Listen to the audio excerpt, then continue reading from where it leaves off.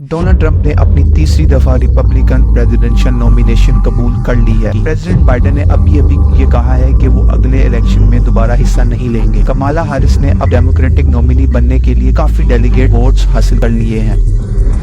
क्या आपको पता है कि 2024 का अमेरिकन इलेक्शन सिर्फ एक इलेक्शन नहीं बल्कि दुनिया के सबसे पुराने डेमोक्रेटिक सिस्टम में से एक है। अमेरिकन इलेक्शन पूरी दुनिया के लिए बहुत अहमियत रखता है क्योंकि इसका असर पूरी दुनिया में पड़ता है और आने वाला प्रेसिडेंट अपने साथ न्यू चैलेंजेस और न्यू पॉलिसीज लेकर आता है जिसका इम्पैक्ट हर जगह पर होता है, इंडिया और पाकिस्तान में भी। अस्सलाम वालेकुम, मैं हूं नुमान ज़ाहिर रफी और आज हम जानने की कोशिश करेंगे कि अमेरिका का इलेक्शन कैसे होता है और कितनी स्टेट्स हैं अमेरिका की, कौन प्रेसिडेंट बन सकता है और कैसे अमेरिकन अपने प्रेसिडेंट को इलेक्ट करते हैं। अगर हम अमेरिकन इलेक्शन की बात करें तो इस सिस्टम का आगाज 1789 में हुआ था जब अमेरिका के पहले प्रेसिडेंट जॉर्ज वाशिंगटन को इलेक्ट किया गया था। तब से अब तक 46 प्रेसिडेंट्स अमेरिका में आ चुके हैं जिसमें अब तक के करंट प्रेसिडेंट जो बाइडेन है। अमेरिकन इलेक्शन हर 4 साल बाद होता है और ये दुनिया की सबसे पुरानी और स्टेबल डेमोक्रेसी में से एक है। अमेरिका की टोटल 50 स्टेट्स हैं और हर स्टेट के पास अपनी पॉपुलेशन के हिसाब से इलेक्टोरल वोट्स होते हैं। अमेरिका में आम लोग डायरेक्टली प्रेसिडेंट के लिए वोट नहीं करते, वो अपनी अपनी स्टेट के नुमाइंदा इलेक्टोर्स को वोट देते हैं। ये इलेक्टोर्स हर पार्टी के अपने लॉयल बंदे होते हैं जिनको पार्टी सिलेक्ट करती है, जो प्लेज करते हैं जो जीतने के बाद उनके प्रेसिडेंशियल कैंडिडेट को वोट करेंगे। इसकी एग्जांपल ऐसे दी जा सकती है कि पाकिस्तान में नेशनल असेंबली के कैंडिडेट जिसको MNA भी कहा जाता है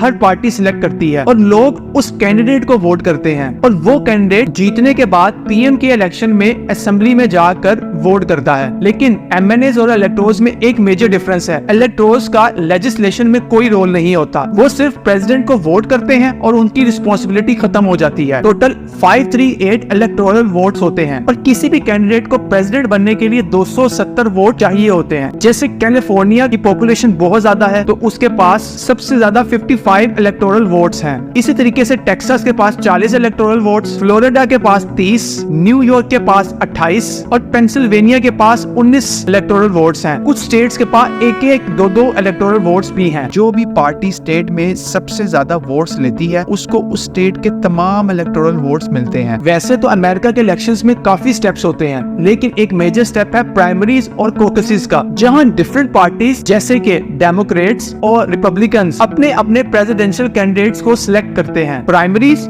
और कॉकसेस पार्टी के अंदर दो डिफरेंट तरीके हैं प्रेसिडेंट के कैंडिडेट को चूज करने का। प्राइमरी आम तौर की वोटिंग से मिलती जुलती होती है जिसमें लोग पोलिंग बूथ पे जाके वोटिंग करते हैं जैसे पाकिस्तान और इंडिया में भी होता है। कॉकसेस पब्लिक वोटिंग होती है जहां वोटर्स पार्टी ऑफिस के हॉल में इकट्ठे होकर कैंडिडेट्स की डिबेट्स को सुनते हैं और ग्रुप की फॉर्म में इकट्ठे होते हैं और फिर जिस कैंडिडेट को प्रेसिडेंट के लिए वोट करना होता है उसकी साइड पे जाके खड़े हो जाते हैं। ये इलेक्शन हर पार्टी के अंदर होता है कैंडिडेट को सिलेक्ट करने के लिए और ये इलेक्शन हर स्टेट में मुख्तलिफ वक्त पर होता है और हर स्टेट के लोग अपने अपने फेवरेट कैंडिडेट के लिए वोट करते हैं जो कि उनको लगता है कि इनकी पार्टी की तरफ से प्रेसिडेंट के कैंडिडेट होने चाहिए। हर पार्टी का फाइनल कैंडिडेट सिलेक्ट होने के बाद नवंबर में जनरल इलेक्शन होता है। इसकी एग्जांपल इस तरह से नहीं जा सकती है, अगर आपके स्कूल में एक इलेक्शन होते हैं, पहले हर क्लास अपना अपना रिप्रेजेंटेटिव चूज करती है और फिर उन कैंडिडेट्स में से एक को सिलेक्ट किया जाता है। अमेरिका का इलेक्शन भी इसी तरह का होता है। नवंबर के पहले ट्यूसडे को इलेक्शन डे होता है जब अमेरिकन अपने प्रेसिडेंट को सिलेक्ट करने के लिए अपनी अपनी स्टेट में वोट देते हैं। हर अमेरिकन का वोट डायरेक्ट प्रेसिडेंट के लिए नहीं होता, ये इलेक्टोरल कॉलेज के थ्रू वोट्स काउंट होते हैं। जो भी कैंडिडेट 270 इलेक्टोरल वोट्स जीतता है वो अमेरिका का नेक्स्ट प्रेसिडेंट बनता है। इलेक्शंस का रिजल्ट जनरली 2 दिन के बाद अनाउंस हो जाता है लेकिन ऑफिशियली रिजल्ट अनाउंस होना और प्रेसिडेंट का ओथ जनवरी में होता है। जो भी प्रेसिडेंट जीतता है उसे जनवरी 20 को इनॉग्रेशन डे पर ओथ दिलाया जाता है और ये दिन अमेरिकन डेमोक्रेसी का सबसे बड़ा दिन होता है। ये था अमेरिकन इलेक्शन का एक सिंपल और डिटेल्ड ओवरव्यू। अमेरिका में इलेक्शन काफी सिस्टमैटिक तरीके से होता है लेकिन इसका असर सिर्फ अमेरिका में नहीं बल्कि पूरी दुनिया पर होता है।